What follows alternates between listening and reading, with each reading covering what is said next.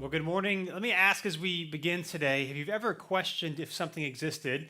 I'm not other than God. We'll get to that in a second. Have you ever questioned whether or not something existed? I think the answer to all that is yes. I can think of one time in my life, kind of funny time in my life, where every summer my brothers and I would go with my grandmother down to Florida. We have a bunch of a family down there. We'd go for 2 weeks, and it was always a lot of fun. For some of it, we would stay at my great aunt and uncle's house. My cousins would come up. But one summer, instead of going there, they had their own pool in their backyard. It was always a lot of fun. But one summer, instead of doing that, we decided to go to this place called the Pena Vista Lodge, and it was a campground that had cabins, and you also went fishing. And it was pretty run down, but it was a lot of fun. And we did what young boys do when you're in the middle of nowhere. You have farting contests, and you all do all these things. But at night, my grandfather and his brother told us that at night there was something called a swamp monkey that would come out and get you. And we didn't think it was real or anything like that. We're like, okay, that's funny. Until we go to the place to check in, and in the little lodge area where you check in, we found this. Go put this on the screen. That's me all the way on the left when I was a little kid. Two of my cousins, my brother in the white shirt. But you see that thing? That's that thing right here. You see that? That's a swamp monkey, or so we thought. It has horns sticking out of its head. It's got sharp teeth. You can't really tell there. And so we saw this thing. We're like, oh my gosh, this thing is actually real. Like we're kind of smiling, but we're really like freaking out. And so it happened at night. My grandfather's brother, they would go outside and say, hey, we're going to go get the swamp monkey. And we're like, okay, whatever. And then all of a sudden we'd hear screams, and they would like yell for us to come help them. And we couldn't see anything. So we would run outside, and then they start running after us and say, go, the monkeys are coming. And then they would like fall. We would be in there because of course we're too scared to go help them. And they would come in, they would like scratch their arm and like make it seem like they were attacked. And so now I'm older. I know it's not true, although if you were to take me there, I may or may not go outside at night. But clearly that isn't the case. But what we're doing today is we're starting a series called Explore God. And I'm really excited about it because it's not just us that is doing this. There's actually over 50 churches in the Triangle area that we're all doing the same sermon series and the same topics on the same days. And so here's what I want to do as we begin. I want to pray, if I can, real quick for our series. But also each week that we're doing this over the next 5 weeks, we're going to be praying for 5 other specific churches. And so I want to pray for them as we begin. God, thank you so much for who you are. Thank you that we are celebrating 1 year of your faithfulness today at New City Church. And as we begin this series, I want to take a minute and pray for all of the churches all over the Triangle area that are coming together because your name is more important above anything else. That at the end of the day, we're on the same team. And so I want to pray for 5 of those churches this morning. I want to pray for Connect Church in Fuquay. I want to pray for Journey Church in Raleigh. I want to pray for Oasis Church in Holly Springs. I want to pray for the Point Church, who has locations all over the Triangle. And I also want to pray for Quest Fellowship in Gardner. God, my prayer this morning is that you would move mightily through those churches, that the people that are there would experience you in powerful ways, that you would grow those churches exponentially so that your kingdom in the end will reach more people. Thank you for the relationships that I have and that this church has with the pastors and the staff there. And I just pray that you would use today to change people's eternities because of what you're going to do in those churches this morning. In Jesus' name I pray. Amen. And so today, again, we're starting a series called Questions for God. This morning, we're looking at the question, is there a God? And so one more thing before we get started. In the seat back in front of you, you'll see a little white slip of paper. What we're going to be doing this series is if you have any questions about what we're being talking about or just things about God in general, you can write it on that little sheet of paper and drop it at the giving boxes located in the back of the auditorium or in the lobby. On Monday at noon, every day of this series, or every week of this series, we'll be live on our Facebook page answering these questions. So you can watch it live, you can watch it later. If you have any questions at all, we encourage you to write those down. We'll be answering those for you tomorrow. But today we're kicking off the series, Is There a God? And I think we all ask this, whether you believe in God or not, because there's a lot of things that happen in this world that cause you to question. And what's interesting about this question, is there a God, is a guy by the name of A.W. Tozer, he put it this way. He said this: what you think about God is the most important thing about you. In other words, this is a very, very serious question, and here's what I mean by that, because what you think about God changes everything about you, right? If you don't think God exists, then that impacts how you live. If you do think God exists, then that impacts how you live. If you think God is a certain type of God, like he'll react a certain way if you do certain things, like everything about God and what you think about him impacts how you live. And so this is a very significant question for us. And so I thought to start, well, we would look at some of the big questions that some of the big thinkers today are thinking about God to kind of kick us off. And so I Googled some questions that kids were asking. That's not funny? You don't think that? Okay. Well, let's look at some questions that kids have about God, some letters that they wrote to God, and they'll be on the screen. Here's the first one. God, I bet it's very hard for you to love all of everybody in the world, in the whole world. There are only 4 people in our family, and I can never do it. Okay, so that's Frank. Here's the next one. Dear God, maybe Cain and Abel would not kill each other so much if they had their own rooms. It works with my brother. So that's Larry. We'll go to the next one here. Dear God, I read the Bible. What does begat mean? Nobody will tell me. Okay, you guys actually got it. I didn't know how many people would laugh. And so if you're like, why are people laughing? In the more traditional translations of the Bible, English translations, begat means like so-and-so begat a child. So it's really the birds and the bees, and so that's why. Oh, okay, that's why they're laughing. Here's the next one. Dear God, did you mean for the giraffe to look like that, or was it an accident? And so here are these questions. They're kind of funny, right? Kind of questions for God. But here are some more other ones that are a little bit more serious, I think. Here's the next one. Dear God, how did you know you were God? Who told you? And again, that's funny, but at the same time, you're like, oh, well, wait, that's good. I don't know. Let's look at the next one. Dear God, how come you did all those miracles in the old days and don't do any now? Maybe that's your question. Like you read the Bible and you see God do a lot of cool stuff, and you're like, do you do that today? I haven't really seen you. Here's the next one. Dear God, I wish there was no such thing as sin. I wish there was no such thing as war. Right? That's the question we have. Like, why does this happen? Why is there so much evil? And here's just one more. Dear God, are you even out there? And really, that's the question, not just that kids ask, but if we're honest, that's what we ask, especially in today, because when all these things happen, we have questions. And the problem is, what do you do if God doesn't write back? What do you do if God doesn't seem to respond, right? What do we do then? And that's the problem that a lot of us, I think, face today. And here's the good news that I want to say as we begin this series. That God is not intimidated by our questions. And I say this often, but the reality is if God exists and he gave us brains to use, that means that he wants us to use them for us to ask questions. And if we didn't do that, that would actually be dishonoring him to the gifts that he has given us, which means we should use our reason, logic, and searching. And if God actually does exist, it will actually lead us to him, not away from him. That is what I believe. And I want to say this too this morning, that if I were to be completely honest, and let me preface what I'm about to say by saying that this is not in any way a condemnation or a judgment on anybody, but what I'm about to say has just come from my personal experience. And here's what I found in a lot of conversations about God and his existence and all that sort of thing. Here's what I found. That the vast majority of people who have intellectual problems with God have them not because they have critically engaged their doubts, but because they haven't. And here's what I mean by that. Because that may seem strange to you. Again, there's no scientific study. This is just my experience of conversations I've had with people. Here's what I mean, and here's what I want you to know. This does not mean that if you do not believe in God that you're stupid. And it also does not mean that if you believe in God, you're smart, because I know a lot of people that believe in God that I'm not sure what's going on in their brains. Because the reality is there are really good reasons to question God's existence and if he is actually out there. Things that we're going to talk about in this series. We're going to talk about why does God allow pain and suffering? We're going to talk about can we know God personally? We're going to talk about is the Bible reliable? We're going to talk about is Christianity too narrow? There's a lot of great questions when it comes to God. And in my experience, here's what normally happens. We often raise perfectly legitimate questions about God, like why does God allow pain and suffering? Because what happens is we see all the pain and suffering in the world, and then we just conclude, well, if God is all powerful and God is all loving and there's all this pain and suffering, well, then that means he cannot exist. And so we just kind of stop there, because on the surface, that seems to make sense. And here's what I'm hoping for us this series, is that we don't just stop there, and that if we do a little bit of work, I think we might find some really fascinating answers. Even if we're not going to fully answer all of our doubts and questions in this series, we're going to find some fascinating answers. And I like what Tim Keller says. This quote will be on the screen. He says this when it comes to our doubts and our questions. He says, the only way to doubt Christianity and God's existence in general for today's purposes, rightly and fairly, is to discern the alternate belief under each of your doubts, and then to ask yourself what reasons you have for believing it. It would be inconsistent to require more justification for Christian belief than you do for your own, but that is frequently what happens. In fairness, you must doubt your doubts. My thesis is that if you have come to recognize the belief on which your doubts about Christianity are based, and if you seek as much proof for those beliefs as you seek Christians from theirs, you will discover that your doubts are not as solid as they first appeared.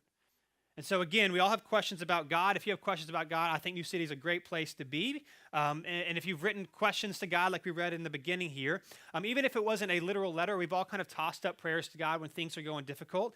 I want you to know God welcomes those questions. And though He may not write back to you, He may not audibly speak to you that I'm here, here's the answer to your question.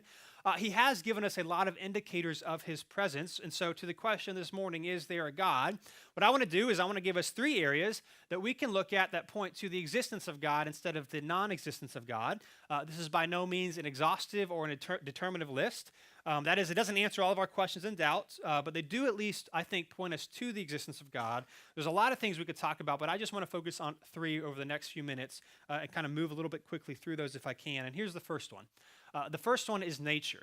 That I believe if you actually look at nature, it actually points to a creator God, not against a creator God. If you have a Bible, Romans chapter 1, if you don't have a Bible, there's a black one somewhere around you. You can pull one of those out. I want to read a passage in Romans chapter 1. That black one that you're pulling out, it's on page 997. If you want to read along with me. Romans chapter 1 was written by a guy named the Apostle Paul, and he's talking about nature in this passage. This may be a familiar passage to you. But Romans chapter 1, starting in verse 18 through 23, here is what Paul says about nature and how nature points to the existence of God. Again, Romans chapter 1, verse 18, he says this. For the God's wrath is revealed from heaven against all godlessness and unrighteousness of people who by their unrighteousness suppress the truth. Since what can be known about God is evident among them because God has shown it to them. For His invisible attributes, that is, His eternal power and divine nature, have been clearly seen since the creation of the world, being understood through what He has made. As a result, people are without excuse, for though they knew God, they did not glorify Him as God or show gratitude. Instead, their thinking became worthless, and their senseless hearts were darkened. Claiming to be wise, they became fools and exchanged the glory of the immortal God for images resembling mortal man, birds, 4-footed animals, and reptiles. Now, there's a lot there that I want to get in that we could get into that we won't this morning. But I again want to answer this question: how does nature point to the existence and the glory of God? I'll explain this passage in just a second. But here's what I could do. Okay, so I could give you all the statistics about how impossible it is that this place even exists, and then how even more impossible it is that Earth could actually sustain your life. And it's pretty fascinating if you look at it. But instead, I just want to look at one story that shows us God's creation and shows us how we like to suppress the truth that Paul is talking about here. And it's a story of a scientist by the name of Edwin Hubble. You might be familiar with him.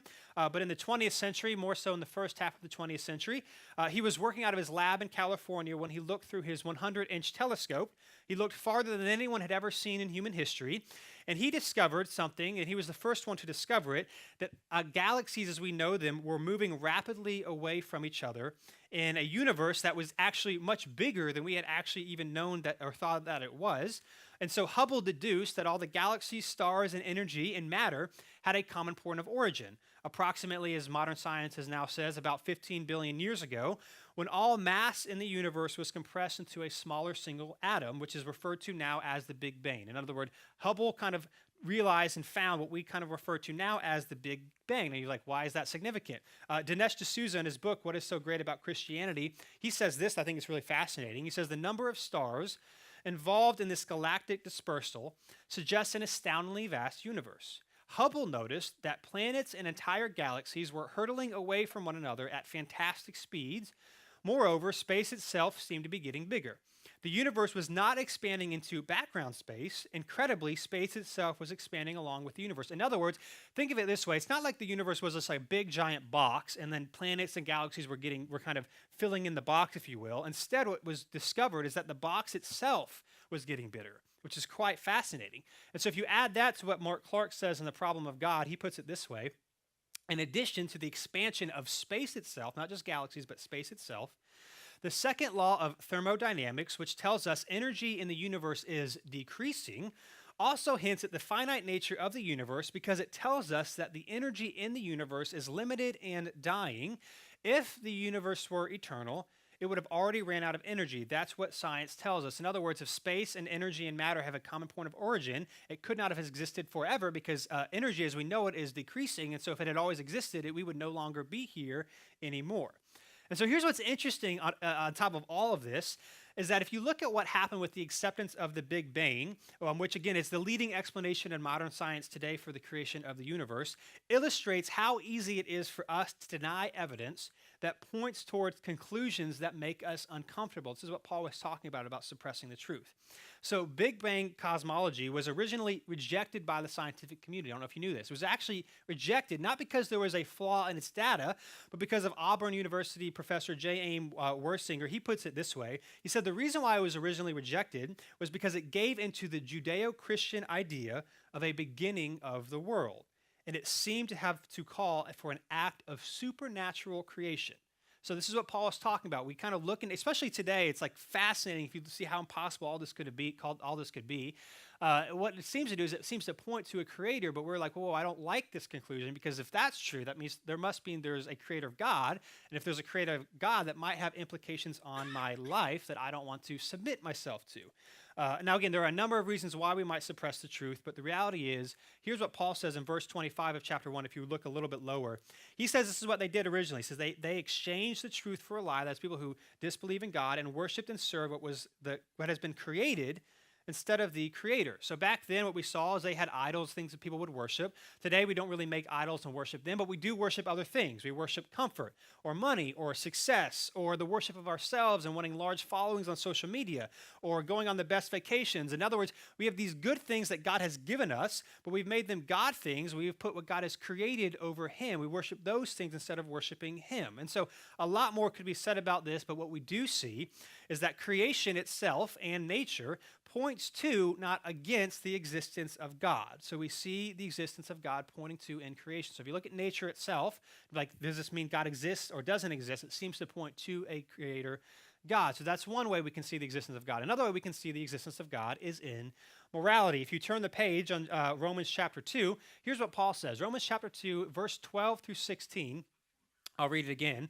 Paul says this: all who sin without the law will also perish without the law, and all who sin under the law will be judged by the law. Now, he's just referring to, again, he wrote this in the first century, so he's referring to the fact that the Israelites in the Old Testament had the law, and the Gentiles, that is everyone who wasn't an Israelite, didn't have the law. And so he said, those who sin without the law will also perish without the law. Those who sin under the law will be judged by it. Verse 13, for the hearers of the law are not righteous before God, but the doers of the law will be justified. In other words, it's not about just knowing what is right. God cares about our hearts. He wants us to actually do what is right. So when Gentiles, who by nature do not have the law, do what the law demands, they are a law to themselves, even though they do not have the law. They show that the work of the law is written on their hearts. So they didn't have the Israelite laws of, like, do not murder, do not covet, do not steal. Like, they didn't have those things, but they still kind of knew I probably shouldn't do that. Verse 15, they show the work of the law is written on their hearts. Their consciences confirm this. Their competing thoughts either accuse or even excuse them on the day when God judges what people have kept secret according to my gospel through Christ Jesus. Here's what Paul is saying here in a nutshell. What Paul is saying here is that the Gentiles, again, that is everyone who wasn't an Israelite, though they didn't have the laws and the codes that God gave the Israelites in the Old Testament, they still had a conscience. And like I talk about all the time, even if you're not a follower of Jesus, like, all of us kind of have our own standard of morality of things we say, okay, I should do or I shouldn't do. And if we're honest, we would all say we've even done things that even we would say are wrong. And so what Paul is saying here is that even if the Gentiles who didn't have the law, they still had a conscience of whether or no they kind of went against their conscience or not. And the reality is every one of us, to give you an example, can look at certain things in the world, again, regardless of what you think about God, and we could say that's not right. Like, we would all agree. Like, we would all agree that sex slavery is not right. We would all agree that children dying of starvation is not right. We would all agree that murder is not right. Like, not only are these not right, they're not good, they're wrong. And here's what the reality is. I don't know anyone, belief in God or not, that wouldn't just say that those things aren't right, but they would actually say they're wrong. Like, those things are inherently wrong. But here's what's true in the words of Russian psychologists, and I've said this guy's name to like 3 people, and they've all corrected me, so I don't even know how to say his name, but apparently all of you do. His name is Fyodor Dostoevsky. I don't know, but it's on the screen, so you can kind of correct me. Some of you guys know that. Anyway, he says this: if God does not exist, everything is permitted. If God does not exist, everything is permitted. Here's what I mean. In other words, we may not like that something happens. We may not like that sex slavery happens. We may not like that someone may murder someone else. But if God doesn't exist, you can't actually say it's wrong. Because who are you or I at the end of the day to tell someone that they are wrong? Like, who are you and I to tell someone who is engaged of the selling of human beings across the globe that they are wrong? Because they could say, well, no, I think you're wrong. So if God doesn't exist, everything is permitted. We may not like something, but it doesn't mean that it's actually wrong. Now, this doesn't mean that people who don't believe in God are less moral than those who do at all. In fact, we all know, I know plenty of people who do not believe in God, do not believe in Jesus, and are generous and are loving and are caring. That does not mean, again, and I know people who do believe in God who don't act like it, right? If we're just being honest. But I like what Tim Keller says again in his book, Making Sense of God. He's talking about this idea that if God doesn't exist, there are no moral absolutes. And here's what he says, it'll be on the screen. He says this: how then can we tell if a human being is good or bad? If God doesn't exist, how can we tell if a human being is good or bad? Only if we know our purpose, what human life is for. If you don't know the answer to that, then you can never determine good and bad human behavior. If, as in the secular view, we have not been made for a purpose, then it is futile to even try to talk about moral good and evil. In other words, if we don't understand why we were created and what we were created for, then we can never truly know what is right and what is wrong. We can only know what we prefer. And just because we prefer something, it doesn't mean that it is wrong. Here's what I find fascinating. We often talk about God should exist. That means moral absolutes can exist. But Tim Keller takes it a step further and says, it's not just to know whether or not God exists, but you need to know who this God is so he can tell you your purpose. So then you can know not just what is right and wrong, but why it is right and wrong. And this is what Paul is referring to in Romans chapter 2 that we just read, that we have consciences that are written on our hearts, which points to a creator God. If every human being has a conscience that says, okay, some certain things are good, some certain things are bad, that actually points to a creator, not against a creator. And I believe when we discover not just who this creator is, but who Jesus is, we can then not only understand how we should live or how he desires us to live, but why he desires us to live like he does, which is his glory and for his glory and our good. And I say this too, like if God exists, if the God of the Bible exists, what does it tell us? That God loves us, that he cares for us, that he wants us to live a full life, that he desires our joy. And so when he says you should do certain things and you shouldn't do certain things, it's not so we could be bored and to be miserable, but it's because he knows that these things may be difficult, but in the end it will be for your joy.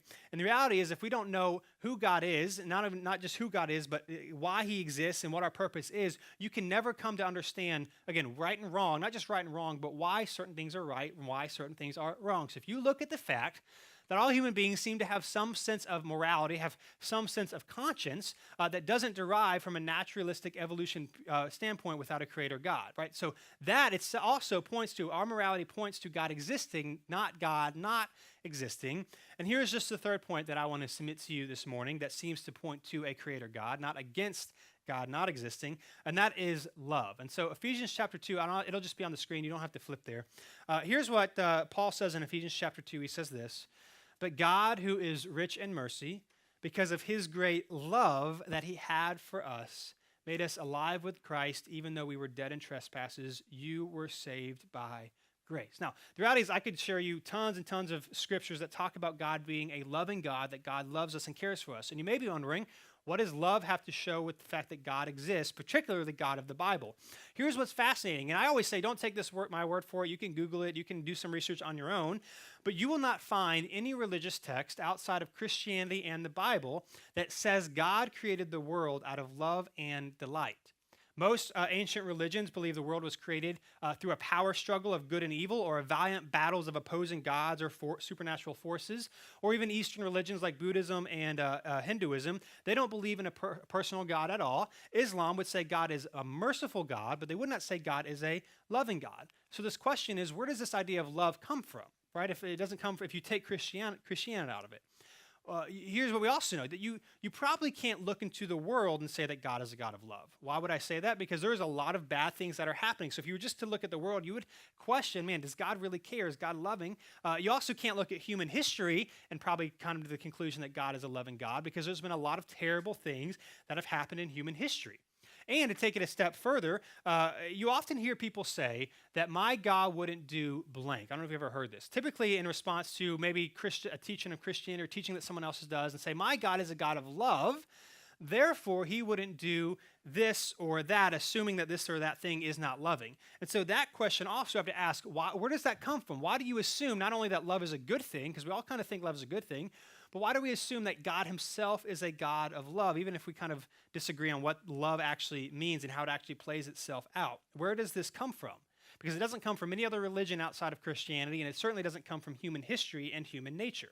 And so I would submit to you this morning that the fact that we desire to love one another, that we kind of just subconsciously think that God is a God of love, could it not be that God actually exists and actually created us in his image, and God really is the God of love like we see in the scriptures? What we see in Genesis 1 is that God created human beings in his image. Now, obviously, sin and death has entered the world, and so it's marred that a bit, but we still all value this idea of love and service. Like, if you see a stranger who you've never met drowning in a lake, what happens? Like, you jump in and save them. Why? Because you're compelled to out of love. And so the question is, where does this compelling come from, right? Why do we value love? And here's what we also know when it comes to Christianity, that God is love because he is not he's not tied to a specific type of people, class, or geographical location. So let me just explain that real quick. Every other great religion, well-known religion in the world is still predominantly located in the place that it was founded. So Islam is predominantly in the Middle East. Hinduism is predominantly in India.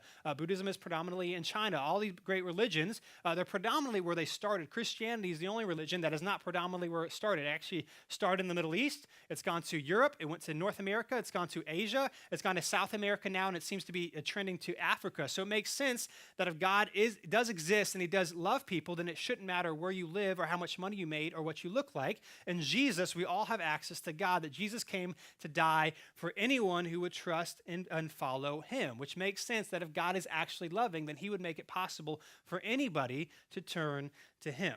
And so then the question becomes, if God is loving, just as a side note, I just want to answer this. Maybe you're thinking of this. Okay, this makes sense. God is loving. We love people. I'll just take your word for it at the moment that Christianity is the only religion in the world that talks about God creating people out of love and delight. Well, the question is, how does a loving God send people to hell? Or how does a loving God allow people to hell? Isn't that kind of go against what you said? There's a lot that you could say, but I just want to, I asked that question because I want to ask you the parallel question, which is never asked. We love to ask how a loving God and a perfect God would send people to hell, but we never ask how a just and perfect God could send people to heaven. Because on a purely intellectual level, that is every bit a problem, right? If God is perfect and just, he can't just say, oh, you're good enough, come on up, come on into my kingdom, come on into heaven, because he can't do that. He has to do something with our sin if he's actually perfect and just. And Christianity is the only religion in the world where you actually find an answer to that conundrum, and that answer is Jesus, that Jesus took the wrath and punishment that we deserve, that he lived a perfect life, so that anyone who trusts and follows in him, it's not like God's like, you know what, I don't care, I'll kind of just forget about what you've done. But he doesn't forget about what we've done. He actually nailed it to the cross in Jesus, that Jesus experienced the wrath that we deserved, so that anyone who trusts in him can experience eternal life, which means God can still be loving and just at the same time. I like what C.S. Lewis says. The quote will be on the screen. Talking about hell, he says this: there are only two kinds of people: those who say, your will be done to God, or those to whom God in the end says, your will be done. All that are in hell choose it. Without that self-choice, it wouldn't be hell. No soul that seriously and constantly desires joy will ever miss it. Again, if God is a loving God, then he cannot force himself upon us. He cannot make us like a robotic toy doll. He cannot make us love and submit to him. If he actually loves us, he has to give us a choice. And we see that love and that he says, hey, you can come and follow me, or you can just give yourself over to your desires. I love you so much that I'm going to allow you to decide. And so what we see this morning as we begin this series, again, there's a lot more that could be said, and there's a lot of different ways we could go, but that nature, morality, and love, if you actually study these things, they aren't neutral, that they emphatically and strongly point to a creator God, and I would submit to you Jesus of the Bible, as opposed to God not existing. And so, again, there's a lot more we could ask this morning as we look at the question, is there a God?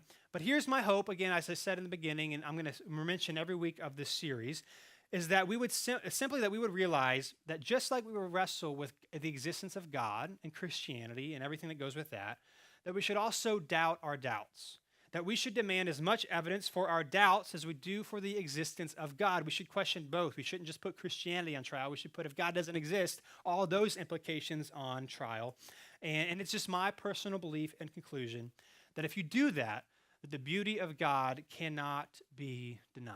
that you will see God in ways that you have never seen before if you actually do some work to try to find answers to some of your difficult questions. And just think with me for a second, if you will, that what if each person here in Raleigh, we're praying for a bunch of churches, we're all doing these series at the same time.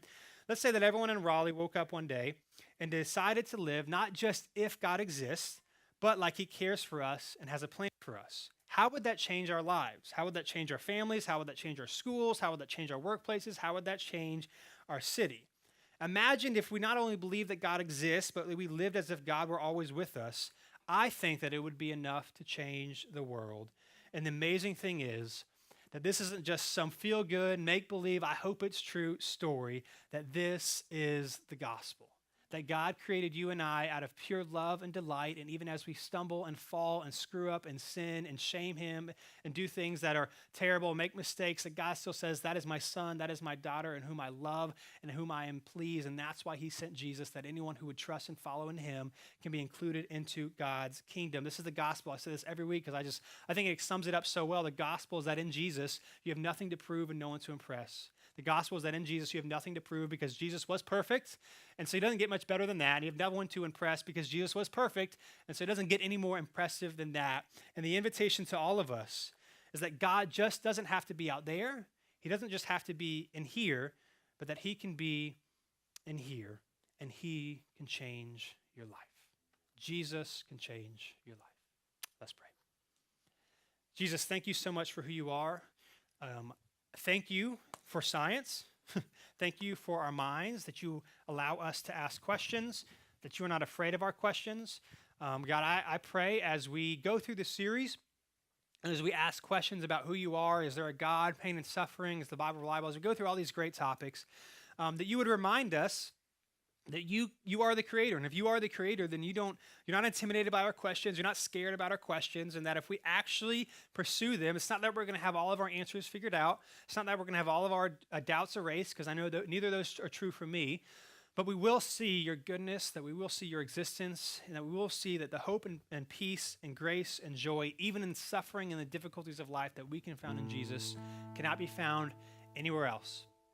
And my prayer for us is that this is not just an intellectual exercise for us to be like, oh, cool, God's existing, or oh, cool, that's a cool thing, never thought about that question, never thought of it that way, but that it would actually become personal, because at the end of the day, God, you don't want our minds, you don't want our actions, you want our hearts, you want our lives. And the reality is, if we give you our hearts, if we give you our lives, we will still make mistakes, we will still fall short, but it will transform the way we live, that if we love and give grace to others like you've loved and given grace to us, that the world could change, that literally our cities could change, our nation could change, people could see you. And so, God, thank you so much for how you have revealed yourself to us through nature and morality, and especially love. God, thank you so much for the love that you've given to us. And my prayer is, as we sing these next two songs together, that we would be able just to focus on that we would be able to remember who you are and your goodness in the midst of struggling and difficulties of life just for the next few minutes. I just pray that you would move powerfully, that you would assure us of your love, that you would give us grace and peace no matter what we were going through. And Jesus, we're so undeserving of your gift that you would come. In your name I pray.